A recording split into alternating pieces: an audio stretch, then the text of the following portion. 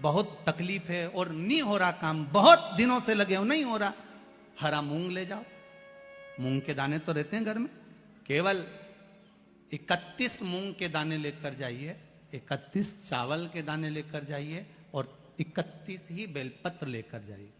जिस दिन सोमवार की अष्टमी हो, कौन से दिन?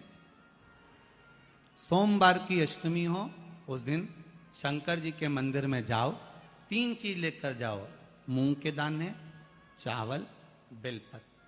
चावल जो 31 लेकर गए हो, अपनी कामना कर कर शंकर जी की देहली पर रख दो, चौखट पर, कहीं पर भी एकांत में उसको रख दिया जाए। मूंग के जो दाने लेकर गए हो 31, वो नंदी के पास में, जो नंदी का पांव ऊंचा रहता है उस पांव के पास रख दीजिए।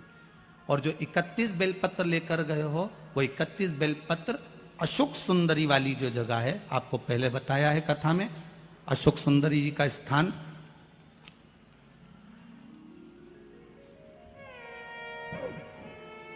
ये शिवलिंग, ये जलाधारी जहां से पानी बहता है, उसके बीच में एक मोटी सी लाइन होती है, जो शंकर भगवान की छोटी लड़की अशोक सुंदरी का स्थान है। शिव जी के 13 बच्चे हैं, 13 बच्चे में सबसे छोटी लड़की अशोक सुंदरी यहीं पर विराजमान होती है, जहां से पानी नीचे गिरता है।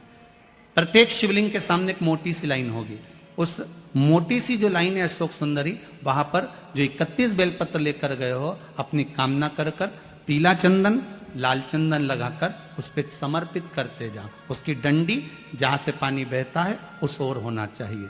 आप निवेदन कर कर देखो, एक सोमवार की अष्टमी पर कर कर देखना, दूसरी सोमवार की अष्टमी आएगी, अपने आप आपका काम हो गया होगा। बाबा से निवेदन तो करो। सोमवार के अष्टमी के दिन अशोक सुंदरी वाली जगह, सबको मालूम है ना अशोक सुंदरी की जगह, अशोक सुंदरी वाली जगह पर 7 हल्दी की बिंदी रख दी जाए। लड़का लड़की जिसका विवाह नहीं हुआ उसका हाथ रख दिया जाए, और वही हाथ के छापे पीपल के वृक्ष पर 5 लगा दिए जाएं। महाराज 3 महीने में उसका विवाह पक्का हो जाता है। सोमवार की अष्टमी का इतना भाव है महाराज, सहज नहीं है सोमवार की अष्टमी। शिव और आद्य शक्ति का मिलन है सोमवार की अष्टमी। भगवान शंकर और पार्वती का मिलन। ऐसी कौन सी कामना है जो शिव पूर्ण नहीं करते? बस आपका विश्वास, आप उस पर भरोसा करना तो पूर्ण करना। पूर्ण भरोसा मतलब छोड़ दिया। पूर्ण भरोसा मतलब शंकर जी के मंदिर में नारियल नहीं फूटता, फूटता है क्या? नहीं, क्योंकि पूर्ण समर्पित होता है। शिव जी को आधा चावल का दाना भी नहीं चढ़ता, पूर्ण चढ़ाई है। शिव जी को आधा फल नहीं चढ़ता, पूर्ण चढ़ता है। श्रीफल भी चढ़ेगा तो पूर्ण चढ़ेगा। शंकर भगवान के पास में आधे का कोई काम नहीं है, उनको पूर्ण समर्पण चाहिए। आपका पूर्ण समर्पण अगर आप दोगे तो शिव उसको स्वीकार करेगा। हम तो कई बार आप लोगों को कथा में भी वर्णन करें, कभी मौका मिल जाए करें ना, तो सोमवार की जो अष्टमी होती है ना, प्रयास करना कभी अगर मौका मिल जाए करे आप लोगों को। सोमवार की जो अष्टमी होती है, जिस लड़का लड़की का विवाह नहीं होता, जिसका मंगल पाणी ग्रहण संस्कार नहीं होता, वो जो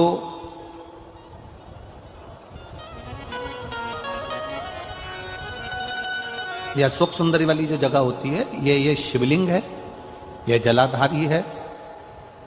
यहां से जो चरण है, इसमें राइट में गणेश जी, लेफ्ट में कार्तिकेय जी, बीच में एक मोटी सी लाइन होती है जो अशोक सुंदरी का स्थान होती है।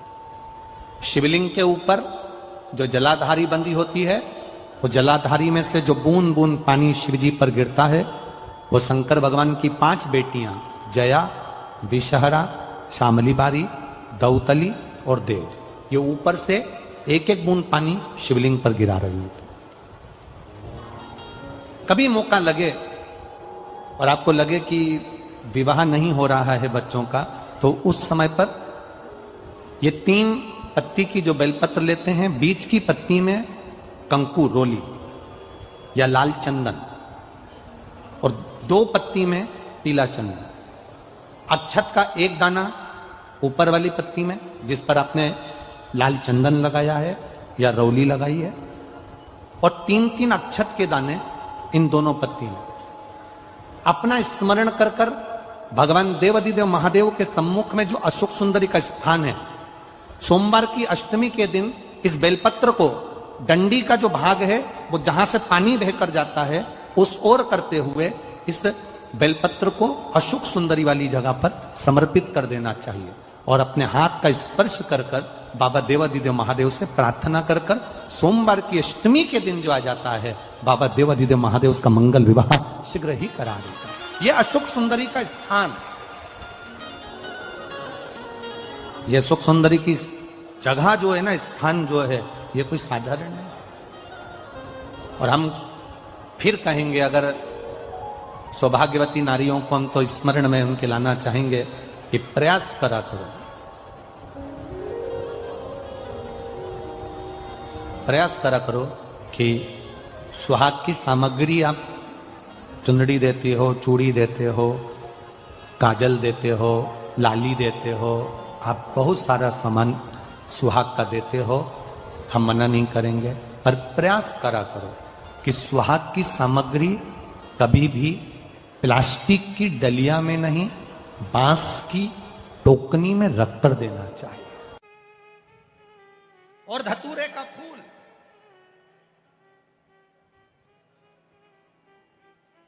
कांटे वाला धतूरा और उसमें लगने वाला एक पुष्प, आस्था चैनल पर आप लोग देख रहे होंगे धतूरे के फूल का दर्शन।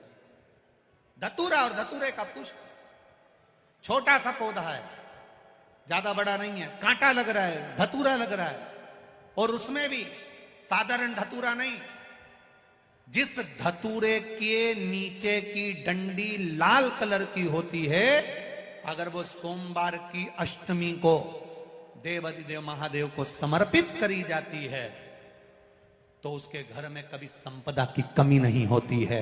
वो धतूरा है, साधारण नहीं है। धतूरे में भी लाल डंडी, जैसे धतूरा गोल होता है उसके नीचे एक छोटी सी डंडी, देखा है आप लोगों ने?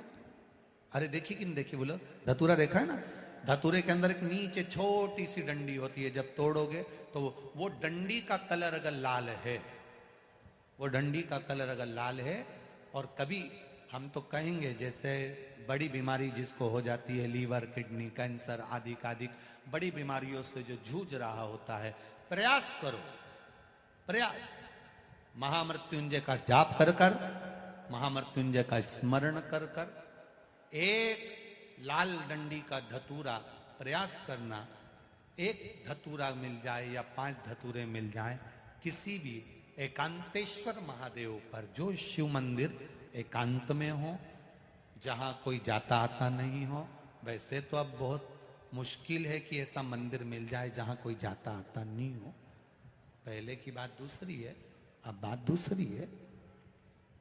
फिर भी कहीं आप रोड पे से निकल रहे हो, एकांतेश्वर महादेव अगर आपका दिख जाए, बहुत बीमारियों से ग्रसित हो, तो भी महामृत्युंजय जाप का स्मरण कर कर या किसी विद्वत ब्राह्मण जन से महामृत्युंजय मंत्र का जाप कराकर या भगवान शिव के मंत्र का जाप स्वयं कर कर, वो भी ना बने तो पंचाक्षर मंत्र नमः शिवाय, षडाक्षर मंत्र ओम नमः शिवाय या श्री शिवाय नमस्तुभ्यम जप कर वो लाल डंडी का धतूरा 5 एकांतेश्वर महादेव को आप समर्पित कर सकते हो। रोग थम जाएगा, जो दवाई खाओगे वो शरीर को लगना प्रारंभ हो जाएगी और आप स्वस्थ होना प्रारंभ हो जाएंगे।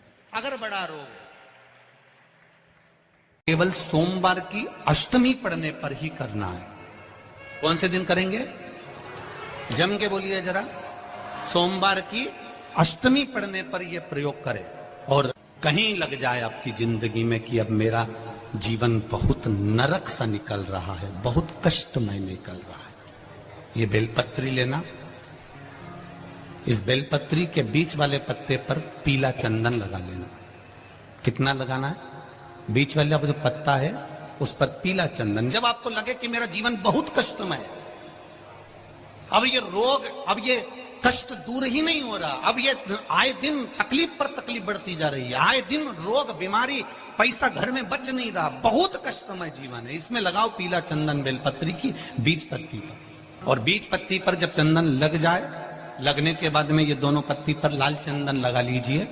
इन दोनों पत्ती के बीच में जो डंडी का भाग होती है, बीच वाली पत्ती है, ये जो बीच वाली पत्ती का जो भाग होता है, इस पत्ती के भाग में शहद का प्रयोग कर कर, यहां पीला चंदन, लाल चंदन, लाल चंदन, शहद का प्रयोग कर कर, इसी तरह से पकड़कर ये बेलपत्री की जो डंडी है वो अशुक सुंदरी पर जब आप समर्पित करें तो जहां से जल बहता है उस ओर पर इस पत्ती को चढ़ाकर केवल आपके हृदय की बात कहकर देवाधिदेव महादेव से कोई भी शिव जी का मंत्र, पंचाक्षर, नमः शिवाय, षडाक्षर, ओम नमः शिवाय, श्री शिवाय नमस्तुभ्यम, या महामृत्युंजय मंत्र, जो शिव का मंत्र हो आपके पास में, उसको बोलते हुए देवाधिदेव महादेव को धीरे धीरे जल की धार चढ़ाना प्रारंभ करो।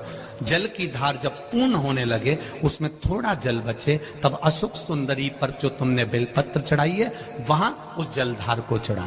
ये प्रयोग आपको केवल सोमवार की अष्टमी पढ़ने पर ही करना है।